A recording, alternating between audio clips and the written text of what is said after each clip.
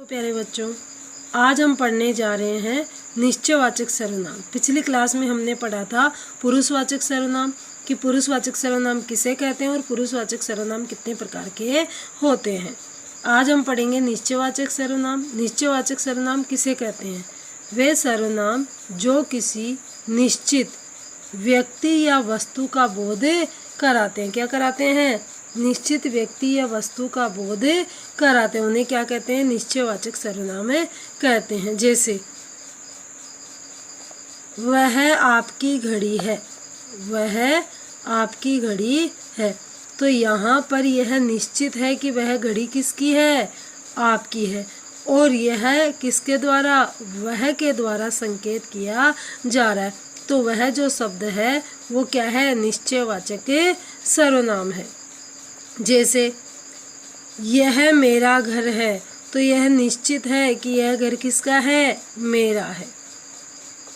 मतलब निश्चयवाचक सर्वनाम में क्या होता है? निश्चित व्यक्ति या वस्तु का ज्ञान होता है।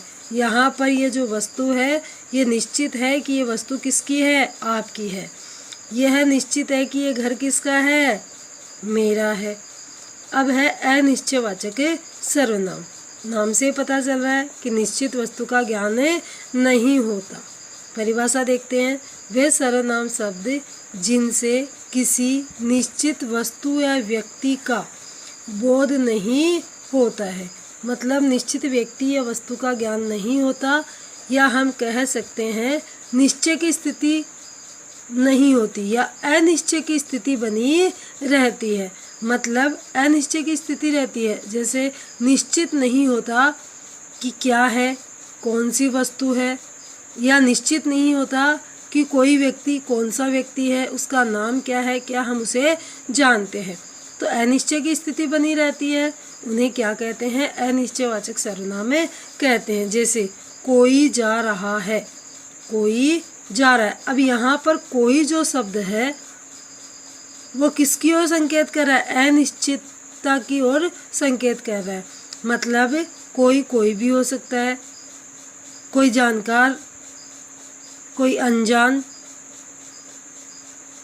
कोई भी व्यक्ति हो सकता है। तो कोई के द्वारा क्या किया जा रहा है? अनिश्चितता की तरफ संकेत किया जा रहा है। तो कोई जो शब्द है वो किस में आता है? अनिश्चयवाचक सर्वनाम में आता है। जैसे वह कुछ खा रहा है, तो यहाँ पर कुछ का मतलब कुछ भी हो सकता है।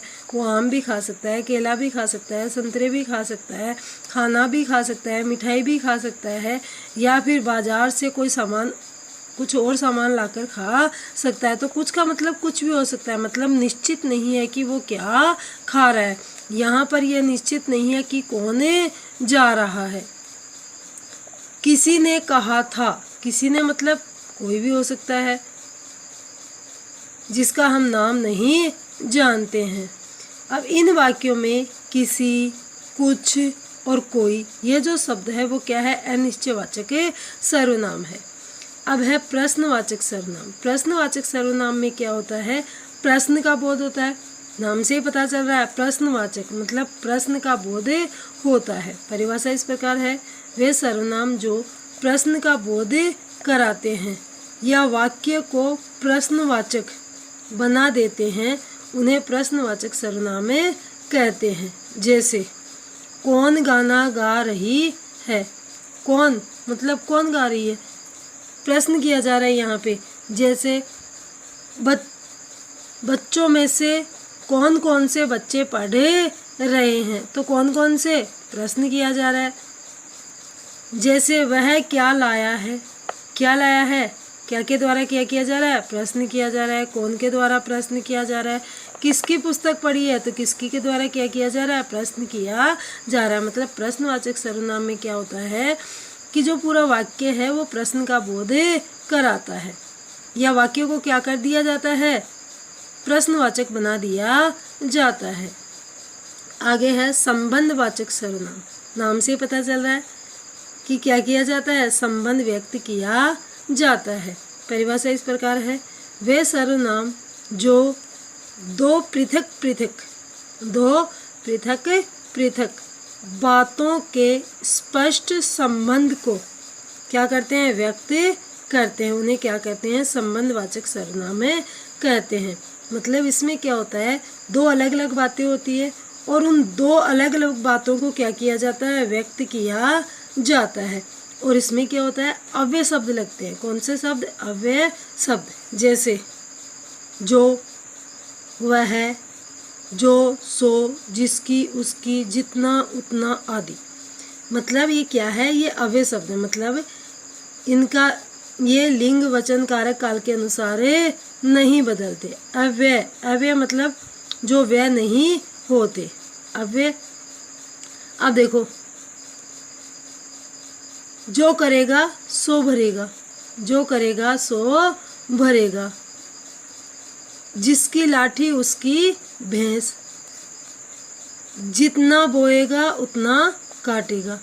तो ये क्या करते हैं, ये आपस में दो वाक्यों को जोड़ते हैं। अलग अलग बातें होती हैं लेकिन अलग अलग बातों को क्या किया जाता है, इन अव्यय शब्दों के द्वारा जोड़ा जाता है।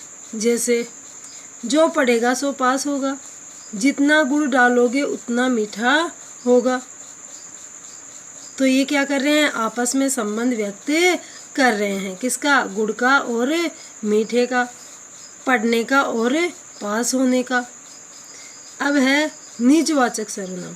निजवाचक सर्वनाम वो होते हैं जिसमें क्या किया जाता है, बोलने वाला कर्ता, यानी कि बोलने वाला जो होता है वो स्वयं के लिए क्या करता है, इन सर्वनाम शब्दों का प्रयोग करता है।